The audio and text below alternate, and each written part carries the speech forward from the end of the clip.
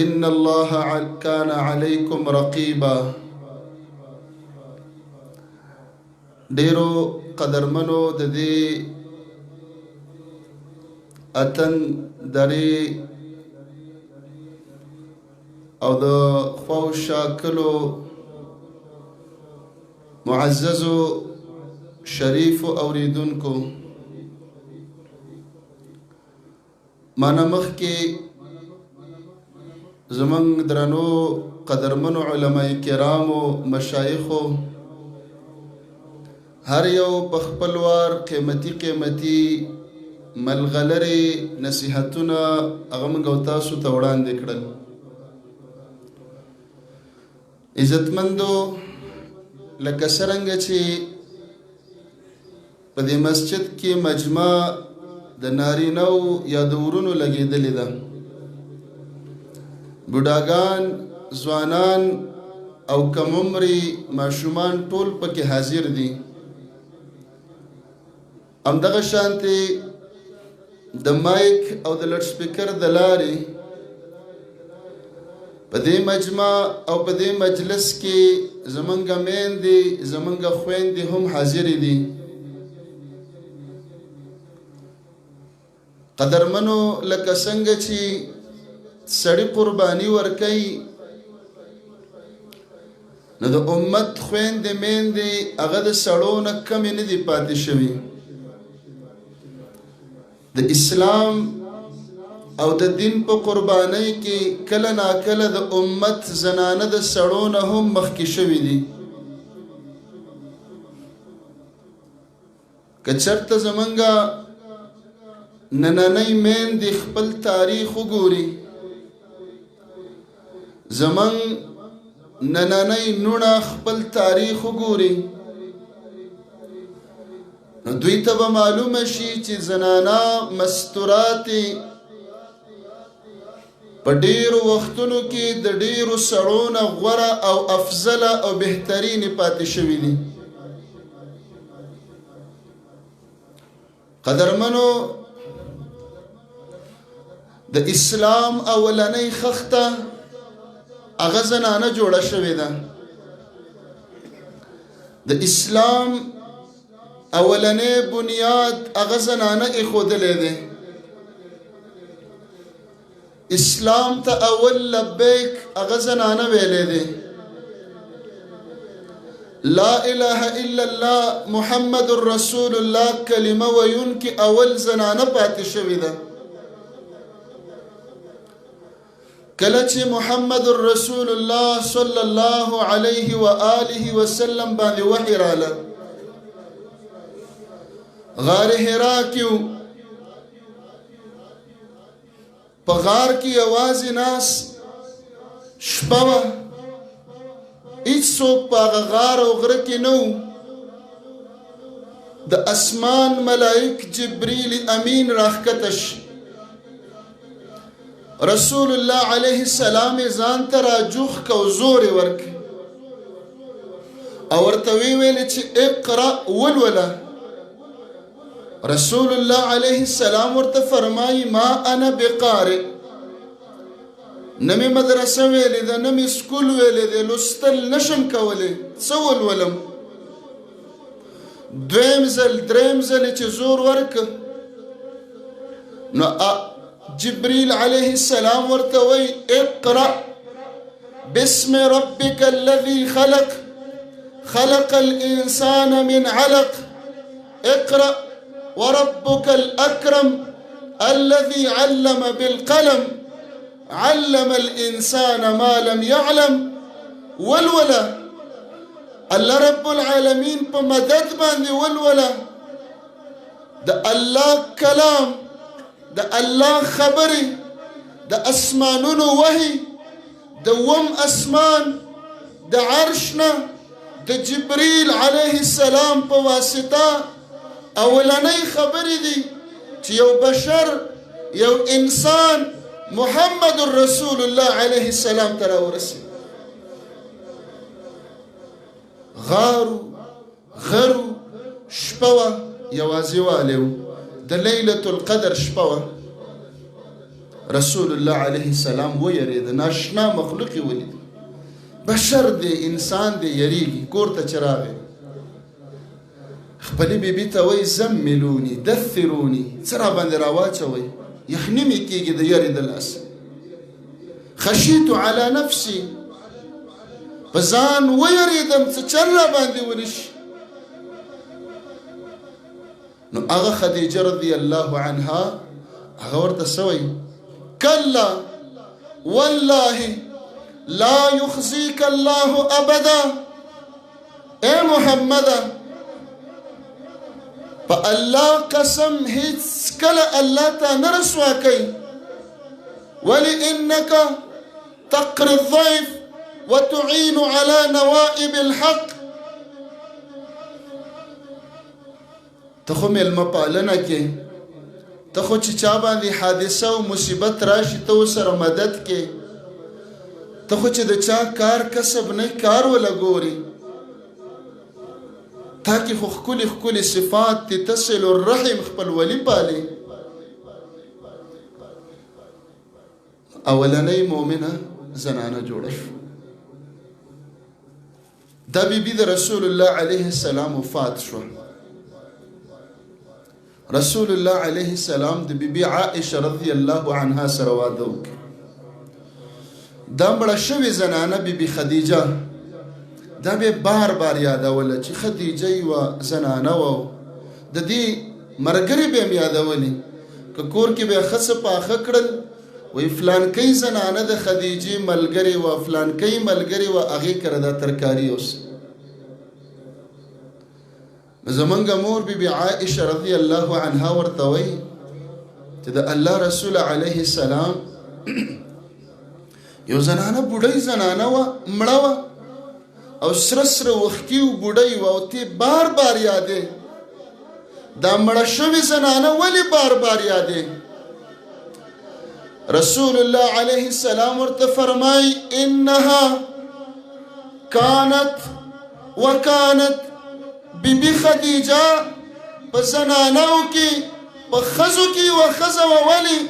آمنت بي حين كفر بي الناس، په هغه وخت کې په ما ایمان راوړو، کلمې وویله چې ټولو خلکو ما باندې کفر کو، زه نه منلم، او خدیجه اوله مؤمنه جوړه شوه. خویندو میندو، که تاسو خپل تاریخ وګورئ، په هر د قربانۍ په میدان او صف کې اول تاسو ودرېدلی. اوله مؤمنه خدیجه وه. وصدقتني حين كذبني الناس، خلکو راته ویلې محمد دروغ وی، دروغجنې ګڼلم، خو بیبي خدیجې ویلې نه ته رښتینې پیغمبرې. دریم وواستني بمالها حين حرمني الناس، خلکو راله پیسې میسې نه راکولې. ولې؟ وی محمد نوی دین راوړی، سوابي شوی دی. خو بیبي خدیجې را باندې ټول مال قربان په دین باندې پیسې ولګولې. او د الله بلې فیصلې ته ګوره، د نورو بیبیانو نه بچی را نه کړه، د بیبي خدیجې نه فاطمه را کړه لور، رقیه، ام کلثوم، زینب، څلور واړه د بیبي خدیجې نه پیدا شو. نو خویندو میندو، نن ټلویزیون، ټي وي، فلمونو، ډرامو، میوزیک، ګانو بجانو، موبایلو، فیسبوکونو، تاسو نه خپل تاریخ هیر کا، خپل تاریخ وګورئ، خپل تاریخ ژوندی کئ. خدیجه نن زمونږ په هر کور کې زنانه شته، خو د خپلې مور بیبي خدیجې په نقش و قدم نه ده روانه، بل طرف ته لاړه. په همدغه غار کې، غار حرا کې، رسول الله علیه السلام سره جبریل علیه السلام ناست دی. نبی علیہ السلام خو مسافرو غار لبته د کور نه خوراک سکاک په بیبي خدیجه رضی الله عنها توخه به غره لوروړله جبريل امین ورته وی یا رسول الله علیه السلام خدیجه را روانه ده معها اناء لوخه ورسره ده په هغې کې ترکاري ده اوبه راوړي بیبي خدیجه چې کله راورسېدله فقرئها من ربها ومني السلام اے د الله رسول علیه السلام چې بیبي خدیجه راله د رب العالمین د طرفه او زما جبریل امین د طرفه بالسلام ووایه تاسو کې داسې زنانه وي خویندو مینو چې الله رب العالمین ورته سلام رالیږي جبریل امین په سلام رالیږي ډېر سړي لا دې درجې ته نه دي رسېدلي ډېر سړي لا دې مقام ته نه دي رسېدلي وبشرها ببيت في الجنة لا صخب فيها ولا نصب د جنت خوش خبري مولا ورکه نو عزتمندو یوازې سړي قربانۍ نه ورکوي یوازې نارینه جهادونه نه کوي یوازې نارینه په اسلام مالونه نه لګوي یوازې نارینه هجرتونه نه کوي زنانه د اسلام زنانه مؤمنې زنانه د اسلام په دې قربانیو کې که د سړو نه مخکې شوي نه دي نو رستو نه دي پاتې ډېرې قربانۍ ورکړي عجیبه عجیبه قربانۍ ورکړي دي د یو بچي نه د دوو او د دریو د څلورو بچو قربانۍ په یو ځل پیش کړي دي نن زما یوه مور یو بچی نه قربانۍ چې جومات مدرسې ته وقف کړي او عالم ته جوړ شي او هر وخت یې څه وایي یا الله بچي راکړه دا بچي د څه دپاره غواړي پټول یې غواړي د عربو مزدورول یې غواړي دفترو نوکرول یې غواړي کسب یې غواړي ډریورول یې غواړي یو پکې داسې مو غواړه چې الله یو بچی مې عالم که د قرآن تاریخ رسول الله صلی الله علیه و آله وسلم په جنت کې روانو د معراج په شپه باندې په ویښه باندې دا واقعه د رسول الله علیه السلام سره وشو په دې جنت کې داسې عجیبه خوشبویي راله عجیبه خوشبویي خورېږي رسول الله علیه الصلاة والسلام جبریل امین ته وایي ما هذه الرائحة الطیبه دا ښکلې خوشبویي د کوم ځای نه راځي چې دا ټول جنت کې خورېږي جبریل علیه السلام ورته فرمایي دا خوشبویي چې دا ټول جنت په سر راغستی دی دا د یو زنانه ماشي ته هغه زنانه چې د فرعون د نوڼو ویښته به ګومنځول د هغې زنانه خوشبویي ده د زنانه څنګه خوشبویي جبریل علیه السلام ورته قصه کوي ځکه دا خو د فرعون د زمانې قصه ده نبی علیه السلام ته خو نه ده معلومه په غیبو خو هغه نه پوهېده جبرائیل علیه السلام ورته وایي چې دا یوه زنانه وه د موسی علیه السلام صحابیه وه په موسی علیه السلام ایمان راوړو دور د فرعون هغه فرعون چې چا به کلمه وویله په سرونو او په سینو به ورته میخونه ټکوال هغه فرعون چې د بني اسرائیلو د مسلمانانو هغه بچي چې نن به پیدا شو د مور د سترګو په وړاندې او د مور په غېږ کې حلالول د هغه په زمانه کې کلمه ویل دا داسې اسانه خبره نه وه دا وایي د هغې زنانه قصه کوي دا زنانه د فرعون د نوڼو نوکره وه نوکره مزدوره د بادشاه په کور کې مزدوري کوله لګیا ده د فرعون د نوڼو ویښته ګومنځئ ویښتې ګومنځول په دې کې ګومنځه لاندې ځمکې ته پرېوته چې را پرېوتله ویې ویلې بسم الله بسم الله یې ویل بسم الله سمانا د الله په مدد د الله په نوم. او دا حدیث کې مرازي رسول الله علیه السلام فرمای کله چې راوغورځېدلې خپه دې خویه شوه واوړېدله تندک دې وخوړه ګاډي جمپ وکړه بسم الله وایه ویش مه کوه وی مه کوه بسم الله وایه. دې سره شیطان ذلیله کېږي. دې بسم الله کې الله دومره طاقتونه اچولي دي چې په دې غرونو کې لوی لوی کمرو چا نه شو اړولی چې مسلمانانو ته ودرېدلو بسم الله یې شروع کړه کمر یې واړولې. لوی لوی د نختر هغه اوږده اوږده لرګي چې انسانانو نه شو راښکلی د بسم الله په طاقت یې راکوز کړي. زما یاد شي یاد زمونږ د کور په خوا کې د رینګ روډ جوړېده کومو ملګرو به لیدلی پېښور کې دې له د پنجاب نه د انجینران راغلي پنجابي ژبه یې ویله اردو به یې ویله د دې دپاره غټې غټې برمې وي دا انیر باندې پول اچو نو سوري جوړولو په هغې کې پیلرې جوړولې دا برمې چې به یې اوچتولې نو د انسانانو د وس نه بار وي. یوه برمه او یوه وسپنه 100 کسانو نه شو خځولی او موږ به ورته ولاړو او دغه د پنجاب مسلمانانو انجینرانو عام خلکو چا ګیرې وي او چا ګیرې خریلې وي خو هغوی ته دا طاقت معلومو چې زور به یې کوو په شریکه به یې ویلې بسم الله بسم الله بسم الله د الله د نامې زور او طاقت هغه اوسپنې به یې اړولې. اوس خلک وایي رزق کې برکت نشته دی.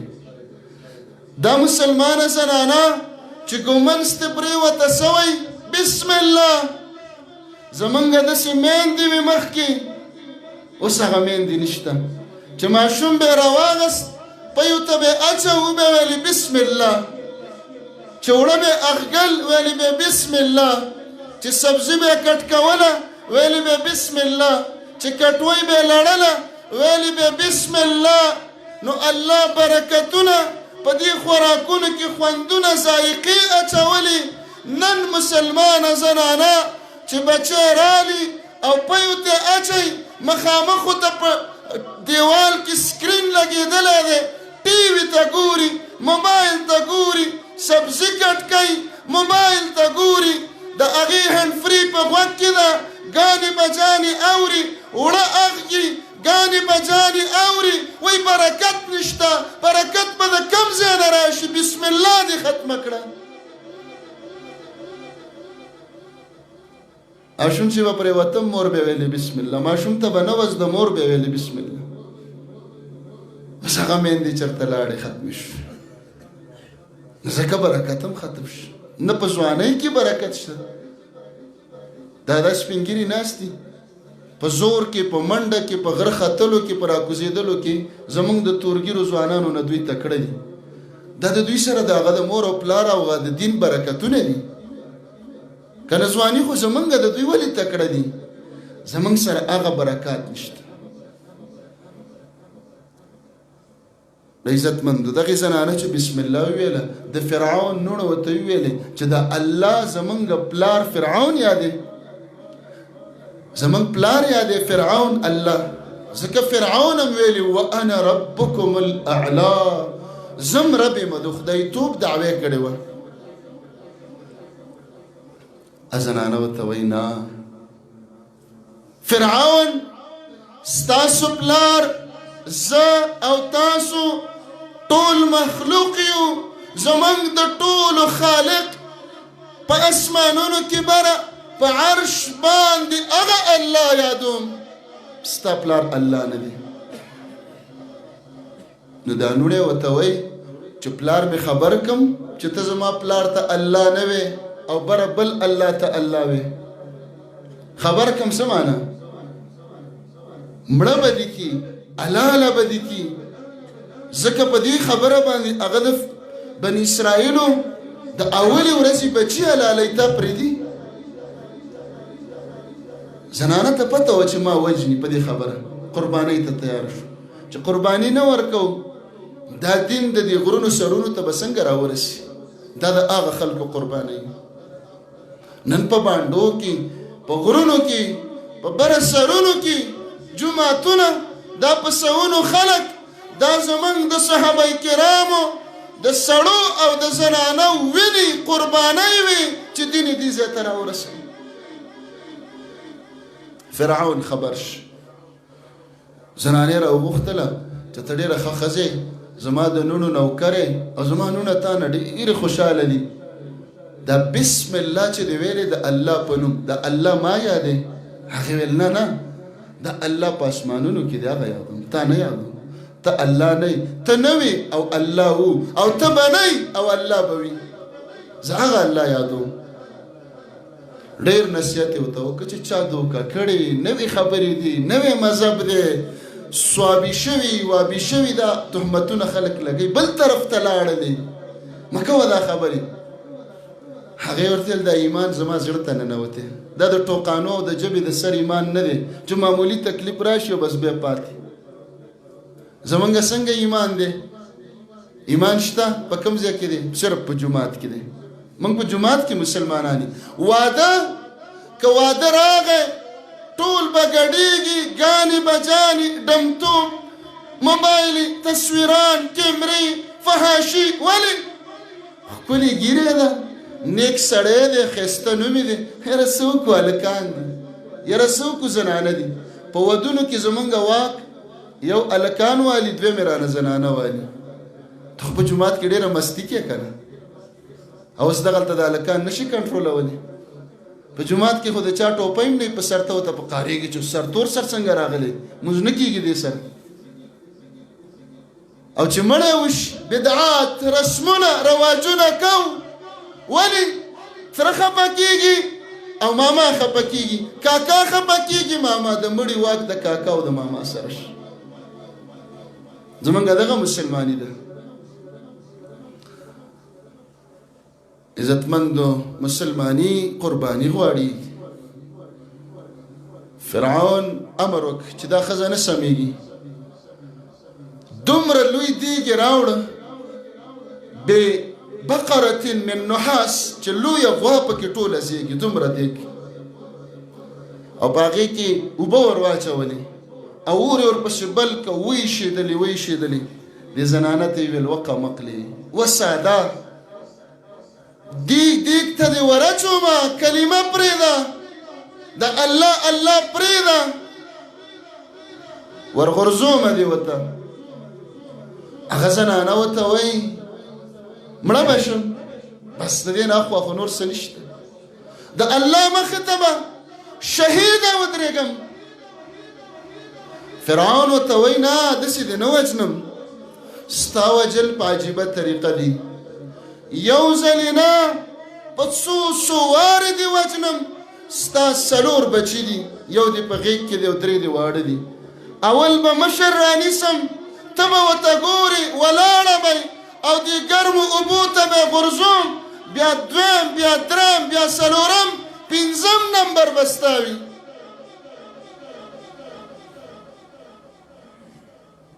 زما مور نن یو بچی مدرسې ته نشي لېږلی، که استاذ په جومات کې پې ډب وکړ راوځوئ مدرسې خو څه لږې نه دي. زما زوی خوږ کړی دی، د یو زوی جړه نشي برداشت کولی، جړه وهل او څه وایي یا الله 8 واړه جنتونه راکړي. مفت خو نه میلاوېږي، 8 واړه، یو هم نه غواړي، 2 هم 8 غواړي، او یو د بچي قرباني نه ورکړي. خویندو میندو ورونو، زنانه تیاره شو، یو بچی راونیو. دا من قصه کوو، څه کوو قصه؟ دا تکلیف، دا درد، دا غم، دا خفګان، دا په هغې مور تېرېده چې ولاړه وه او زوی راونیو او اوبو ته یې ور واچو، او په هغه اوبو کې ایښېدلو اوبو کې غوښې ته جدا او هډوکي ته جدا شو. فرعون ولاړ دی، دا زنانه ورته وایي ان لی الیک حاجه، زما یو ضرورت دی. د فرعون دا خیال شو چې ښځه ویرېدله، اوس به ماته الله وایي څه ضرورت دی؟ نن چې ستا هر ضرورت وي، هره خبره یې زه به یې پوره کوم. وایي ضرورت او حاجت او ارمان مې دا دی چې کله ته ما او زما بچی دی وره اوبو ته ور واچې زموږ نه به غوښې ختمې شي زموږ هډوکي به پاتې شي خو زما او زما د بچو هډوکي دا به راټول کړي او په یو کپړه کې به تاو کړي او په یو کپړه کې به وتړي او موږ به په یو کنده کې ښخ کړي چې د قیامت ورځې او الله اواز وکړي چې بیبي ماشتې تا څه کړي دي څه قرباني دې ورکړې ده زه به وایم الله زم حاضره خو سره د څلورو بچو شهیدانو سره ستا مخې ته ولاړه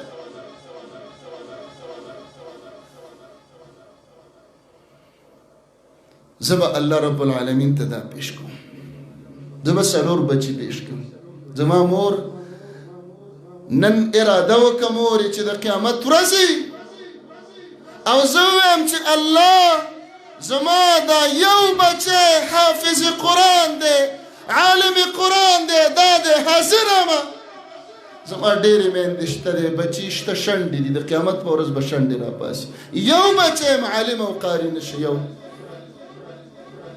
ټول دنه نه غواړو یو دنه غواړو یو ته د ماشتې نه په څه کې کوې په څلور اندامه روغې بچي الله درکړي دي یو بچی دین ته نشي وقف کولی د شهادت دپاره یې دنه نه غواړو د جهاد معرکې دپاره هم دنه نه غواړو ځکه هغه تاسو هسې هم نه ورکوئ مدرسو دپاره یې غواړو جوماتونو دپاره یې غواړو یو زوی راونیو ور وایچو دویم یې راونیو ور وایچو دریم یې راونیو ور وایچو خویندو میندو نمبر د هغه بچي راغی چې د دې په غېږ کې دی او د یو درې څلورو میاشتو دی خبرې هم نشي کولی د پیو ماشوم دی بس مور حیرانه شو دلته بچي ته ګوري هلته هغه اوبو ته ګوري چې دا ماشوم د دې غریب څه ګناه ده د فرعون سره څه بد کړي دي د فرعون کم نقصان کړی دی مور خپه نیولې شوله ځکه چې دا بچی نشي برداشت کولی د غریب د پیو بچی دی د غېږې ماشوم دی لا تر اوسه پورې خبرې هم نه دي شروع کړی ډېر ماشوم اوسه پورې لا خوله په خبرو نه ده کولاو کړې خولې نه ده ګویا شوې ژبه نه ده ماته کړې الله ناسا په دا ماشوم ګویا وی امه اقتهمي فإن عذاب الدنيا أهون من عذاب الآخرة وموري ورودانګه دی اوبو ته د دنیا دا تکلیف ډېر آسان دی د آخرت اور د آخرت اوبه د آخرت عذابونه ګران او سخت دي دا ډېر آسان دي تېر بشي حدیث کې راځي دې ماشوم په دې وخت کې خبرې وکړلې د وخت نه مخکې خبرې څو بچي قربان کړل څلور رسول الله علیه السلام ته ځکه جبریل علیه السلام وایي دا جنت کې چې دا کومه خوشبویي خورېږي دا د هغې زنانه د بدن د هډوکو او د غوښو خوشبویي ده دې زنانه ته به الله لا څومره مقام ورکوي داسې میندې زموږ وی چې د څلورو بچو سره به د قیامت په ورځ شهیدانو بچو سره ولاړي چا به درې بچي را مخې ته کړي چا به څلور چا به پنځه او زموږ د دې زمانې داسې میندې به م وي چې په پنځو بچو کې به د قیامت په ورځ شنډه ولاړه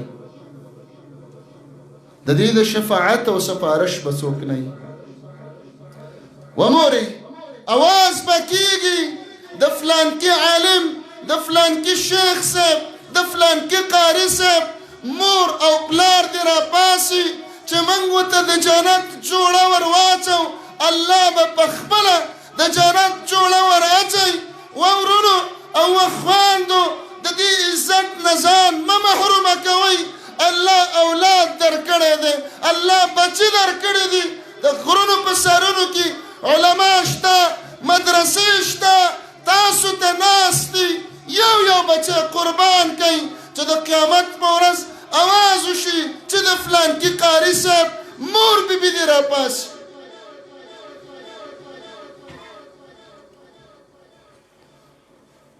عجیبه قربانۍ وې ستاسو، عجیبه تاریخ کې دا لیکلی شوي دي داسې قربانۍ چې لا سړو نه دي ورکړې.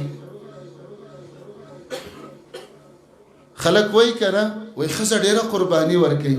ولې؟ د خاوند دپاره مور او پلار پرېږدي، دا قرباني ده. خو د خاوند دپاره یې ورکوي، مور پرېږدي، پلار خپل کلی وطن ورونه خویندې د هر څه پرېږدي، خاوند دپاره قرباني ورکوي. دا زنانه خو زموږ دا ټولې زنانه داسې دي چې د خاوند دپاره یې ډېرې قربانۍ ورکړې دي. خو خویندو میندو په تاریخ کې داسې زنانه وي چې د رسول الله علیه السلام دپاره د اسلام دپاره د خاوند قرباني ورکړې ده. ام حبیبه رضی الله عنها، ام حبیبه دا د ابو سفیان لور ده. ابو سفیان د مکې مکرمې په سردارانو کې یو سردار او د رسول الله علیه السلام سخت دشمن، سرسخته دشمن. د الله فیصله وه، پلار دشمن، لوري مسلمانه شو. د الله هم داسې کوي، ځکه الله هر د فرعون په کور کې موسی پیدا کړ. یو سړی به د حق ډیر مخالفي، الله به زوی نوسې وراره په کورنۍ کې یو څوک پیدا کړي. دا مونږ ګورو، مونږ یې وینو، مونږ یې مشاهده کوو. ام حبیبه مسلمانه شو، خو د مکې داسې مسلماني وه چې چاته چې کلمه به یې ویله غاړه کې ګلونه نه ور اچول. د مکې مسلماني د دې امت یو فرعون ژوندی و، هغه ته ابو جهل ویل، هغه د دې امت فرعون چې چا به کلمه وویله ده به وهه ټکوه به، لارو کې به یې راښکه وجل به چې کلمه دې ولې ویلې ده. نن راته د مور په غوږ کې اذان وش، قدم په قدم جماعت، قدم په قدم عالم، قدم په قدم مدرسه. خو مسلمان نیمه ورځ نیمه ګنټه جماعت ته نشي ویستلی. ولې؟ پټو کې کار کوم. ولې؟ نوکري مې خرابېږي. ولې؟ مېلمانه راغلي دي. او سوی یا الله اته واړه جنتونه را سخته تکلیف پې راغی. هجرت یې وکړه. هجرت دا مکې پرېغوستله، حبشو ته لاړه. خاوند یې مسره دی چې لاړل حبشو ته، د عیسایانو وطن حبش، چاپېره ټول ملک عیسایان دي. دا خاوند د عیسایانو سره کېناسته پاسېده، د هغوی اثر پې وشو، عیسایي شي، اسلام یې پرېښوده. ای مسلمانانو ورونو، ځکه رسول الله علیه السلام فرمایي زه د هغه مسلمان نه بری بیزاره او خفه یم چې د کافرو په منځ کې اوسېږي. نن زما نوجوانان ځوانان ورونه روان دي، ولې؟ یورپ ته ځم، لندن ته ځم، فرانس او جرمني ته ځم، د ډالر، د یورو او د ګرین کارت دپاره دین اسلام کلمه پرېږدي او د کافرو وطن ته روان دي. هلته بیا د کفر اثر وشي، د هر مجلس د هر ماحول سړي باندې اثر کېږي. ډېر ځوانان لاړل، موږ سره په دې ټلیفونونو په دې نټ باندې ډېر رابطې کوي. زموږ د دې علاقو د دې وطنونو خلک وایي په میاشتو جماعت نه وینو، عالم نشته، مولا نشته، د اختر مونځ موږ په جماعت کې نه کوو، جماعتونه نشته. کوم دکان کې چې وایي کار کوو موږ نه تپوس کوي، وایي شراب پکې خرڅېږي، زه خو به ګناهګار نه یم. کوم دکان کې چې هوټل کې کار کوم خنزیران حلالېږي او موږ یې خرڅوو، ګناهګار خو به وایي نه یم. ته به څنګه ګناهګار نه یې؟ د مسلمانانو وطن دې پرېغوسته، سپوره وه دلته که نه، خو هلته غوړه ده، نور خو څه نشته. دلته خیمه وه، هلته بنګله ده، نور هېڅ خبره نشته. دلته روپۍ کمزورې ده، هلته روپۍ زوروره ده. د دې دپاره لاړې دین دې پرېغوست. څوک به ګناهګار یې چې ته ګناهګار نه یې؟ نو ګوره د دې زنانه ام حبیبه خاوند عیسایي شي، کور ته راغی، زنانه له دعوت ورکوي. چې عیسایت داسې ښه دین دی او عیسایان دي د هغوی ملک دی او موږ له به پیسې راکوي. هغې ورته ویل رسول الله علیه السلام باندې چې ما کفر کولو، زما پلار سردارو، مالدار، سرمایه‌دار او د مکې لوی تاجر، ما پلار قربان که، د هغه مالداري مې قربان کړه، خو رسول الله علیه السلام ما نه قربانو. ما دا دومره وطن چې پرېغوستی او پردي وطن کې مهاجر یم، ما د اسلام دپاره دا کړي دي. مړ به شي، ژوندی به شي، بیا به مړ شي، بیا به ژوندی شي، خو عیسایت زه نه منم، دا خو کفر دی، بېدیني ده. بار بار به دعوت راکو، خاوند لاړه بس ناجوړه شه مړ شه، په دې عیسایت کې مړ شه. زه په پردي وطن کې کونډه شوم، مهاجرت او کونډه، او هلته پلارم کافر، د نبي علیه السلام سخته دشمني کوي، او خفګان دا چې خاوند مې عیسایي د دنیا نه لاړ، دا بلا بل خفګان. ناسته ومه ورځې شپې تېرېدلې د مسافرۍ، پردی وطن، نه څوک خپلوان شته، نه څوک، بس کور کې ناسته، دروازه وټکېدله، زنانه دروازې له راله، څوک یې فلانکی ما، بادشاهي وقت اصحابه نجاشي رالیږلې وه چې ته د بادشاه دربار ته حاضر یې وکړه راشه. زه لاړم روانه شو د بادشاه دربار ته. بادشاه م عیسایي دی، خط یې راته راوویست چې دا خط ما ته ستاسو نبي محمد رسول الله علیه السلام رالیږلی دی، او ستا عدت تیر شوی دی 4 میاشتې 10 ورځې، او رسول الله علیه السلام ما ته وایي چې دې زنانه نکاح ماله ورسره وتړه. بادشاه وویل زه ستا نکاح تړم ځکه ستا خو څوک نشته، او شرعي حکم هم دا دی السلطان ولی من لا ولی له، چې د چا ولی نه وي، وارث یې نه وي، بادشاه یې بې ولی جوړ شي.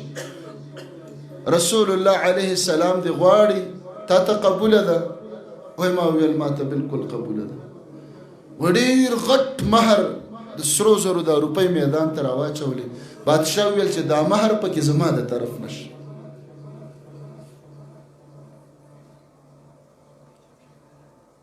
زما نکاح د رسول الله علیه السلام سره وشو، چې قرباني نه مې ورکړې. دا دومره اوچته مرتبه مقام ام حبیبه وه، عامه زنانه وه، نن ام المؤمنین د مسلمانانو مؤمنانو مور جوړه شوه.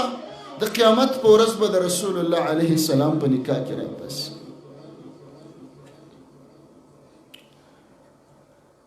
ام حبیبه رضی الله عنها، بادشاه هجرت د دوی ختمېده، دا زنانه خلکو ورسره ډېره محبت کو چې دا د نبي علیه الصلاة والسلام بیبي ده.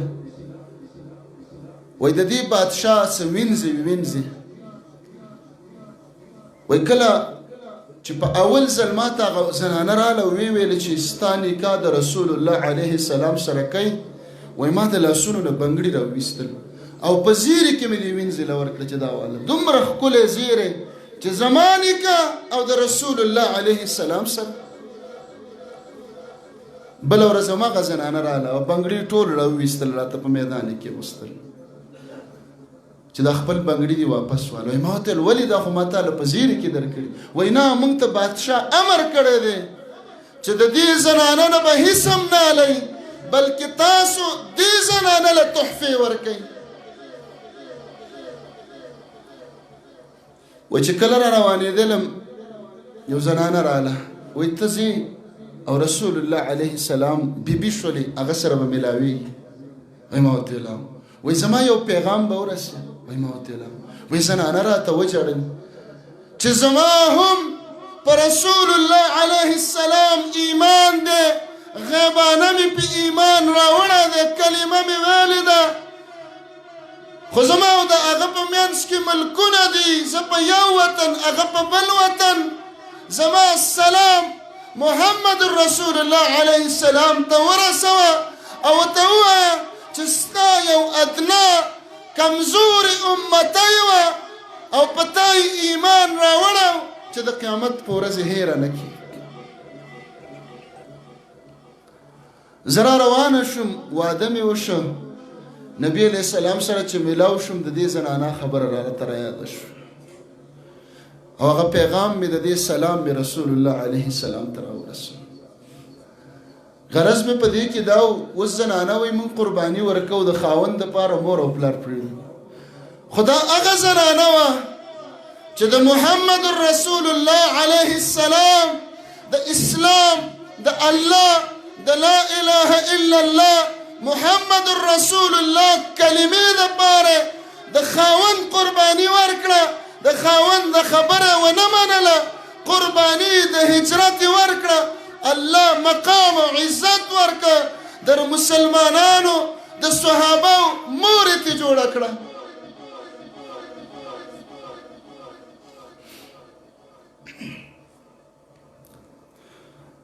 خویندو میندو که تاسو خپل تاریخ ګورئ حیرانې بشئ. دومره لوی لوی قربانۍ، عظیم عظیم قربانۍ چې تاسو ورکړي دا لا بل چا نه دي ورکړي.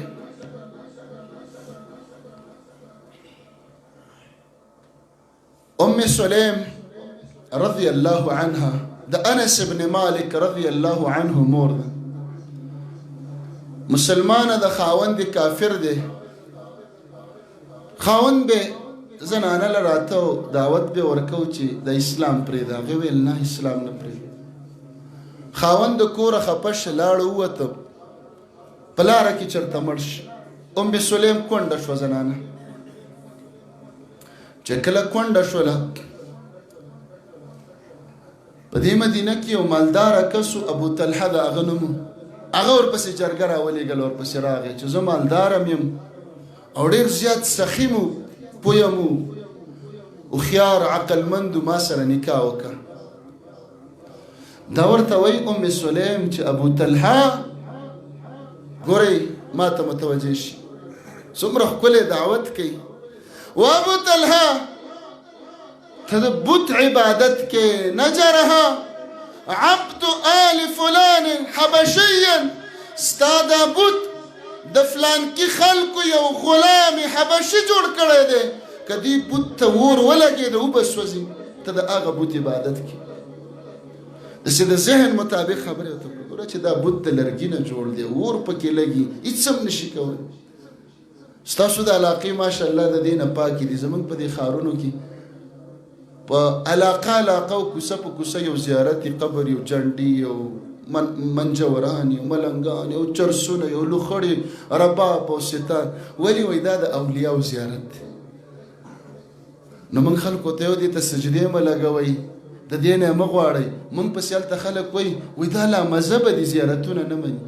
موږ صرف دا وایو چې سجده ورته مه کوئ، د مړي نه مه غواړئ، محتاجه دی، تا ته محتاجه دی، تا سره هېڅ هم نشي کولی. وایي ګستاخان دي، د اولیاو بېادبي کوي او خپله پکې د جمعې په شپه ناست دي، چرسونه څکي، لوخړې وباسي، په زیارتونو کې منګي غږوي، ربابونه او ستارونه غږوي، سندرې وایي، هغه بېادبه نه دي او موږ بېادبه شو. نو موږ هم دې مسلمانانو ته وایو چې دې قبرونو کې چې څوک هم پراته دي، موږ به ورته دعا کوو الله دې وبخي، موږ به د جنت دعا ورته کوو. موږ ته محتاجه دي، موږ دا نه وایو چې دا جهنمیان دي، چې هر څوک دي الله دې ورسره د رحم معامله وکړي، خو موږ ته محتاجه دي، زموږ دعا ته محتاجه دي. ګوره دا دې قبر له پخپله نه دی راغلی، دا څلورو کسانو په جنازه کې راوړی، په ده باندې دا ډېرې خاورې چې جوړې دي، د ده بچي یتیمانان شو، د ده ښځې ته یې کونډه ویلې، د ده مال تقسیم شو. که د ده په لاس کې اختیارات وې بچو ته به یې ویلې بچو ولې جاړئ، تاسو یتیمانان نه یې. زه به قبر کې پروت یم، خلکو له به بچي ورکوم، چا له به خزانې ورکوم، د چا به دانې ښه کوم، چا له به شفا ورکوم، چا له به خاوندان ورکوم، هلکانو له به ښځې ورکوم. ما سره خو غټې خزانې دي، ولې خفه کېږئ؟ نو دا زنانه دی ابو طلحه ته داسې د عقل مطابق خبره کوي چې ګوره دا لرګی دی سوځي اور پکې لګي. هغه ترې روان شي بیا ورپسې راغی. دا زنانه قابله زنانه ده، وایي دا ډېره بهادره وه. عربو به داسې زنانه خوښولي چې تکړه به وه، غیرت به پکې ډېر و، د سړي په شانتي جرأت به پکې و، ځکه هغه خلک غیرتین و، غیرتي ښځې خوښولي ځان. بیا ورپسې راغی وایي ابو طلحه ما مثلک یورت، ستا په شانتي سړی د تش لېږلو نه دی، ته ډېر ښه سړی. خو ابو طلحه یو خبره واوره، که ته ما سره واده کې ام سلیم ورته وایي زه مهر سره سپین سونا چاندي پیسې روپۍ دا هېڅ هم نه غواړم، ستا کلمه ستا اسلام زما مهر، خو ته اسلام راوړه. دې ته قرباني وایي، دې ته د ځان قرباني وایي. د هرې زنانه د ارمان چې سره وې، زنانه غریبانان هم دې ته خوشحالېږي چې سونه وې او زما په دې غاړه کې وې، خو دا زنانه د ځان قرباني ورکوي، د خواهشات. څه وخت پس ابو طلحه ته الله د اسلام توفیق ورکړه. دا خو د الله د طرفه رڼا ده.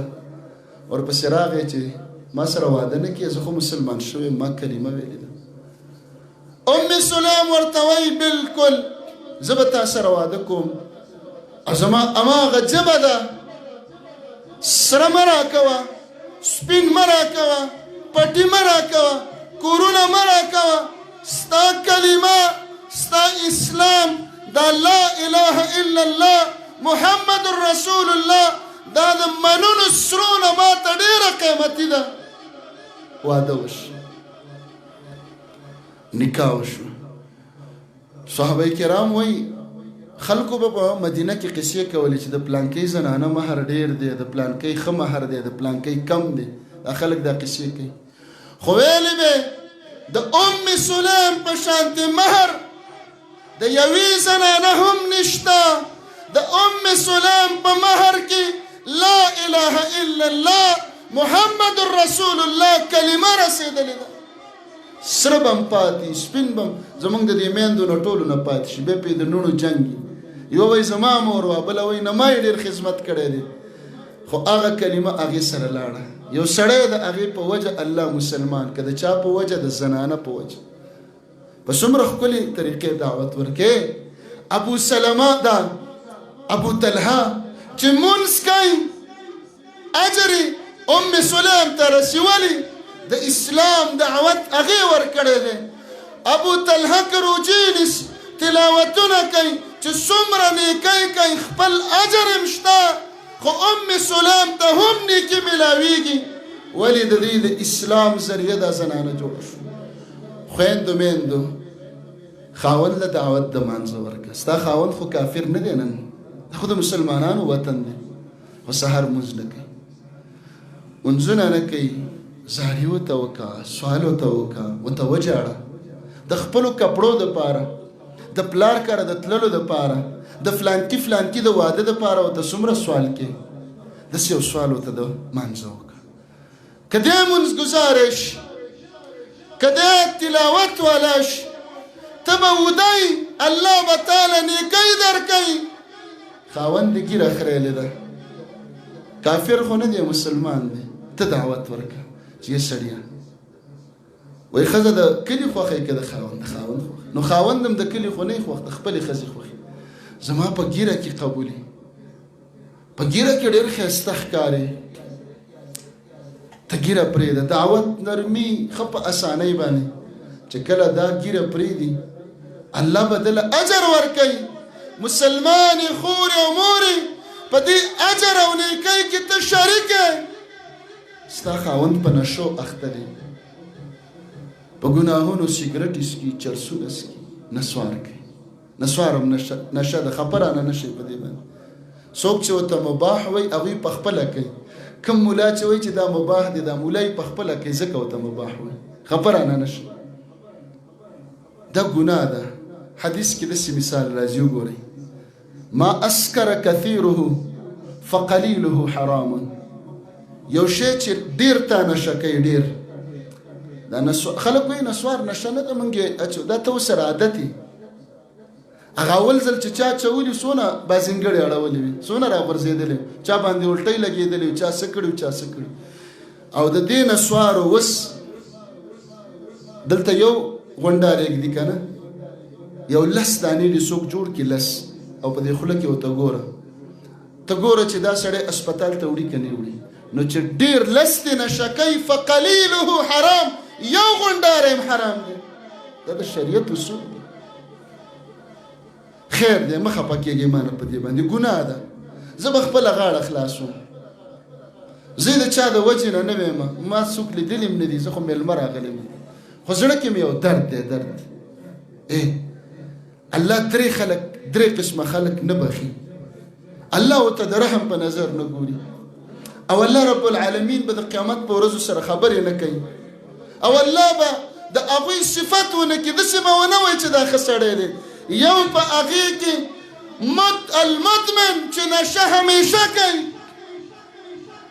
دا نشه ده که نشه نه وي تا به پرېښی وي دا ته چې نشي پرېغوستلی نشه ده په روژه کې بیا څه حالي ډوډۍ به یې وروسته کول ده د دې په زور خلک ډوډۍ خوري چې دا یې اچولي نه ډوډۍ نه تېري نو مسلمانې خورې او مورې ته به خپل سړي له څنګه دعوت ورکړې د خاوندان غوسه کېږي ښځو ته چله بوی د نه راځي او اوږه دې خوړلې ده او پیاز دې په دې پقارېږي که نه خاوند ته وایي چې ډېر ښایسته خوله دې ده ډېره پاکه ده د الله نوم پې علي مونځ پکې الله اکبر د دې دا بوی څومره بد دی چې ګاډي کې څوک کولاو کې خلکو له الټۍ ورځي که نه ورځي مه خفه کېږئ زه ګوره تاسو نه ډېر شرمېږم دا خبرې مې ډېر په زور په دې ژبه راولم رانه خفه نه شئ په دې نو مسلمانې خورې او مورې ستا خاوند که د زما نه مني ولې وبوي مړه مولا او د پېښوره راغلی نه منم د خپل مولا نه مني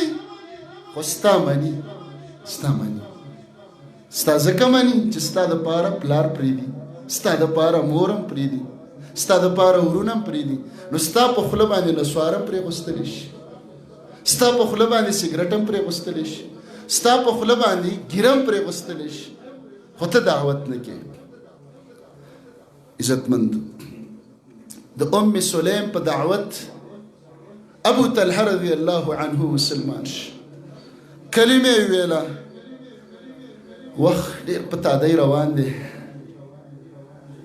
عزتمندو په مکه کې بله زنانه وه ام شریک د هغې نامه وه قریشو کې مسلمانه وه یو کور ته به ننوتله زنانو ته به پټ دعوت ورکو چې یا خورې کلمه ووایي زمونږ دا خبرې به په زنانو دومره اثر یا وکړي یا نه او بیا په دې وخت کې د لوډ سپیکر خبرې دي یا به چا غوږي ښیي یا به نه خو چې زنانه ته خبرې کوي دا پرې ډېر اثر کوي ولې د هغې جنس دی نو دا زنانه وه په زنانو به ګرځېدله دعوت پې کوي زما مسلمانه خور نن دعوت نه کوي د زوی د واده دپاره 20 کلي پاس کوي د واده جواب او دعوت او 100 خلکو ته کوي خو ګاونډۍ ته دا نه وایي چې وخوري ګوره تا په کور کې ټي وي لګېدلی په دې کې ډېر ګندونه راځي بربنډ نیم بربنډ سړي پکې راځي چې دا شیز در کارو نه مې ملګري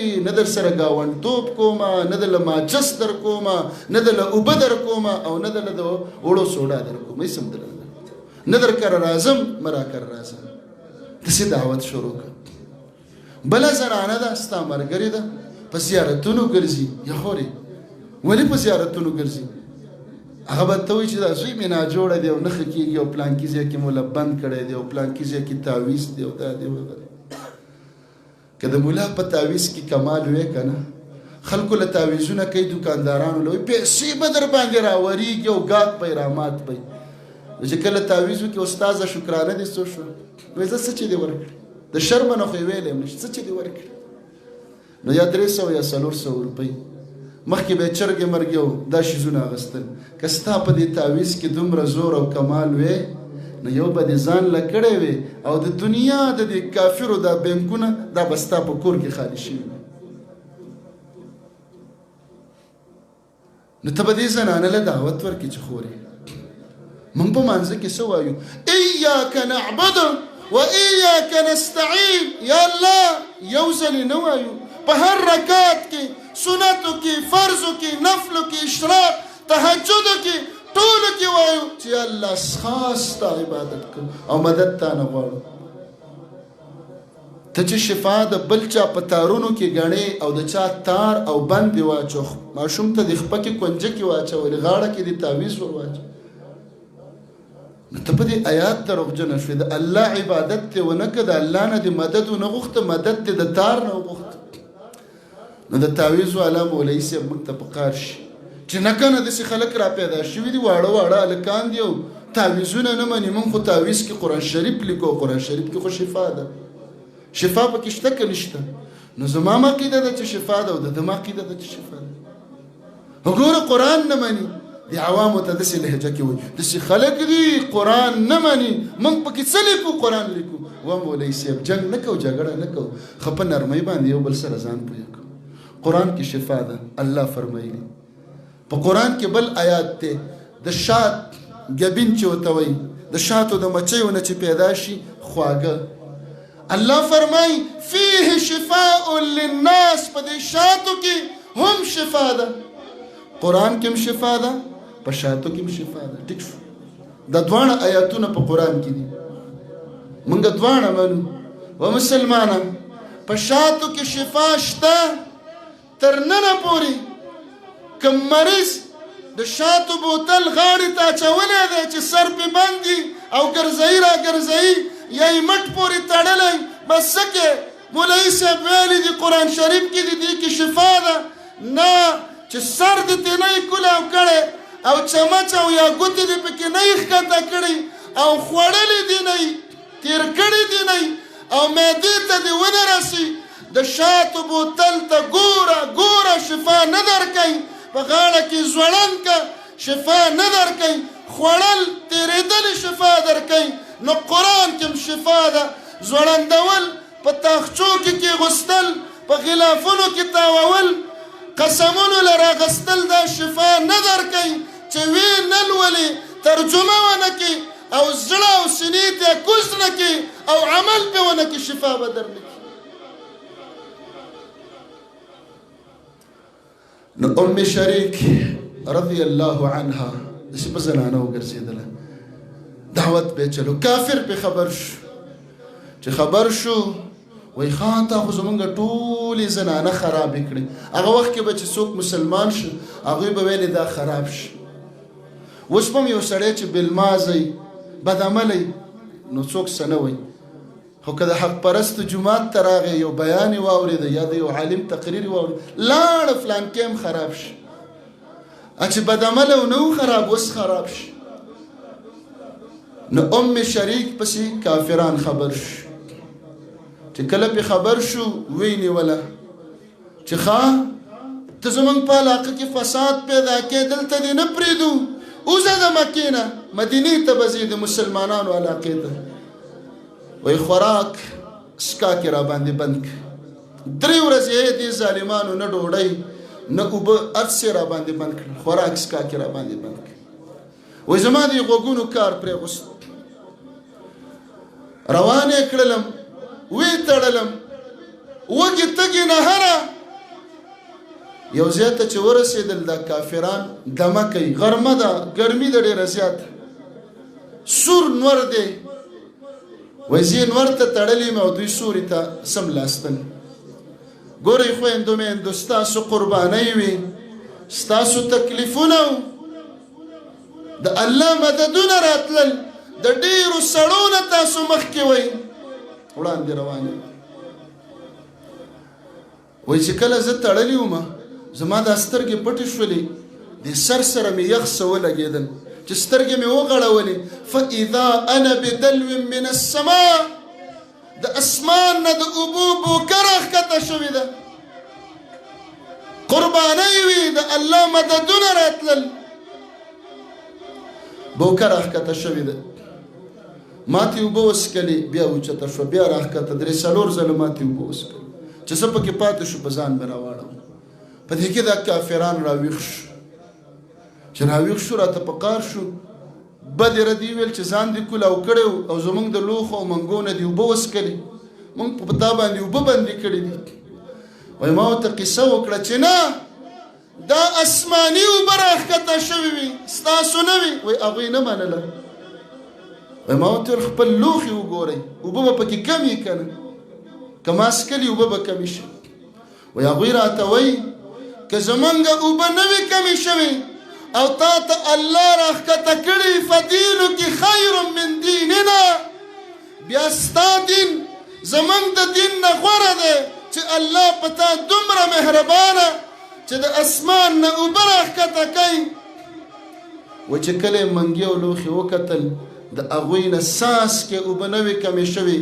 الله دې کافرو ته واسلموا بعد ذلك د دې نه وروستو دې ټولو کافرو ته د اسلام توفیق ورکړه مسلمانان شو. نو عزتمندو خویندو میندو دا ستاسو تاریخ داسې ډېر دی ډېر چې په ګنټو لګیا یو نه ختمېږي. تاسو هم ستړي شوي یئ وخت هم د مانځه دی غرمه هم ده. د خبرو خلاصه مې دا ده خویندو میندو الله در باندې یو رحم دا کړی دی چې تاسو په دې غرونو کې اوسېږئ دا د الله رحم دی. ستاسو ژوند به تاسو ته سخت ښکاري. په الله قسم موږ په بازارونو کې نشو ګرځېدلی په ښارونو کې زنانه مخونه ښکارا مټې ښکارا بربنډې نیمې بربنډې روان. په دې غرونو کې حیا ده په دې غرونو کې ډمتوب نشته ښه په عزت په حیا په کورونو کې ناست دی د حورو په شانتې وخت هم تېر کړي. خو چې اوس هم کافر په دې موبایلو په دې ټیویانو په دې ډرامو دوکه نه کړي.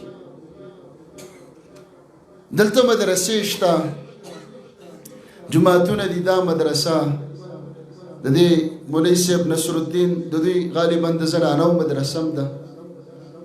راولې خپلې نونه پکې داخلې کوي. دا جماعت دلته به نورې مدرسې وي بچي پکې داخل کوي.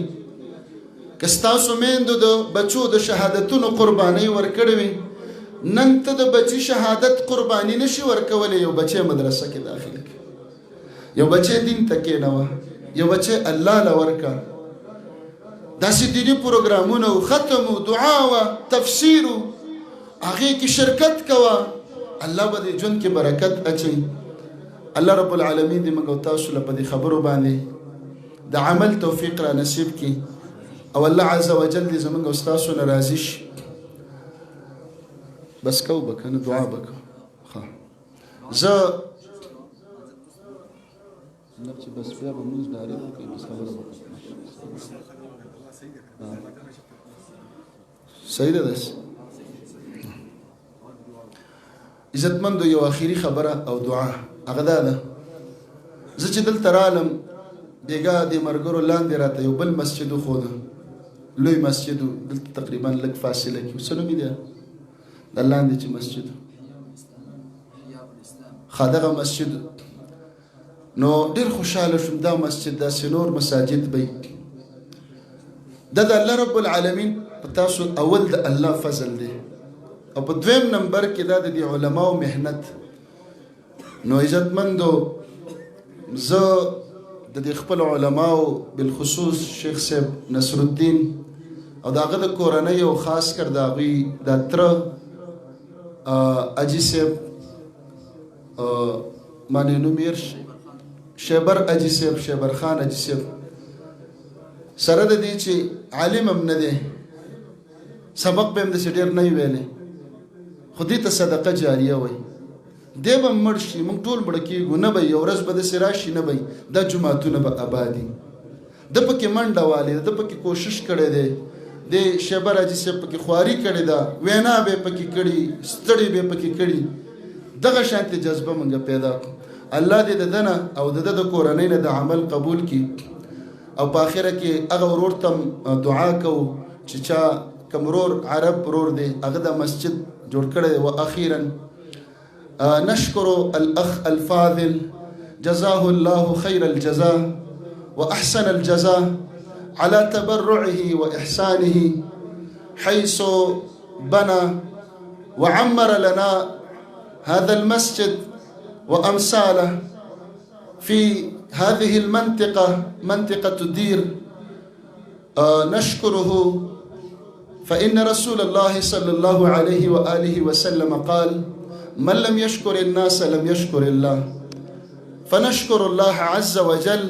وثانيا نشكر الأخ الكريم الفاضل حيث تبرع وتصدق، ونسأل الله له التوفيق والمزيد في حسناته، ونسأل الله عز وجل أن يتقبل منه هذا العمل المبارك، وأن يجعله في ميزان حسناته، وأن يجزيه ووالديه وأبناءه وعقبه خير الجزاء، وجزاه الله خيرا، ونشكره شكرا يا رب العالمين، يا حي يا قيوم يا ذا الجلال والإكرام. يا الله چې څومره مسلمانان په دې حاضره مجمع کې نارینه زنانه دلته راجمع شو، د لرې لرې ځایونو نه راغله، د سحر نه ستا په دې کور کې ناست، یا رب العالمین د دوی د حاضري د راتلل په خپل دربار کې قبول او منظور کړي. الله رب العالمین په یو قدم دوی له پوره نیکی ورکړي، د دوی په قدم یا الله ګناهونه معاف کړي، زمونږ د راتلل د حاضري یا الله زمونږ نه په اعلی درجو قبول کړي. دا جماعت چې چا جوړ کړی دی، چا پکې منډه والی ده، چا پکې خواري کړې ده، چا پې پیسې لګولې دي، چا پکې مشورې کړې دي، یا الله ټولو ته د دې ښایسته بدلې ورکړه. یا الله د چا بچي چې دلته فارغ شو، ورونه دي که خویندې دي، یا الله د را روان وخت نیکان دعوتي علما ته جوړ کړه، یا الله تکړه متقین علما د دوی نه جوړ کړه. حاضره مجمع د نارینه او زنانو یا الله مونږ وبخه. په دې مجمع کې څه قسم مریضان دي ناجوړه دي، ټولو ته یا الله شفا کامله عاجله ور نصیب کړه. یا الله په دې مجمع کې د نارینه او زنانو او چې تر کومه پورې د اواز رسی د چا په زړه کې څه حاجتونه رب العالمین زمونږ د ټول حاجتونه پوره کړه، ارمانونه پوره کړه، تکلیفونه مشکلاتونه په امان کې وساته. یا الله ستا په دین کې د هر قسم قربانۍ توفیق را نصیب کا، زمونږ دنیا او آخرت ښایسته کا، علم نافع را ترا نصیب کا. یا الله په موږ باندې خصوصي رحم وکړه. یا الله ته زمونږ نه راضي شه، موږ ته جنت الفردوس راکړه. یا الله د اور او د عذاب قبر نه بچ کا. څومره مسلمانان وفات شوي دي، د چا پلاري موري ورونه خويندې دوستانی شاګردانی استادانی، یا الله د ټولو مغفرت نصیب کا. یا الله په قبرونو د نور د رڼا بارانونه نازل کا. یا الله ته موږ سره د رحم معامله وکړي. یا الله په ټوله اسلامي دنیا کې امن راولي. یا الله د مسلمانانو ملکونه بادشاهان یا الله دا سره یو کې ورونه کې، یا الله بالخصوص زمونږ په دې وطن کې د ملک یا الله امن راولي، بدامني جګړې فسادات یا الله ختم کې، دشمنی یا الله ختم کې، د ورورولۍ د محبت د امن فضا پکې عامه کې. یا الله د شرونو د فتنو نه په امان کې وساتي، د طلباو د علماو د جماعتونو د مدارسو او د امت مسلمه حفاظت نصیب کا. وصلى الله تعالى على خير خلقه محمد وآله وأصحابه أجمعين. جزاكم الله خيرا.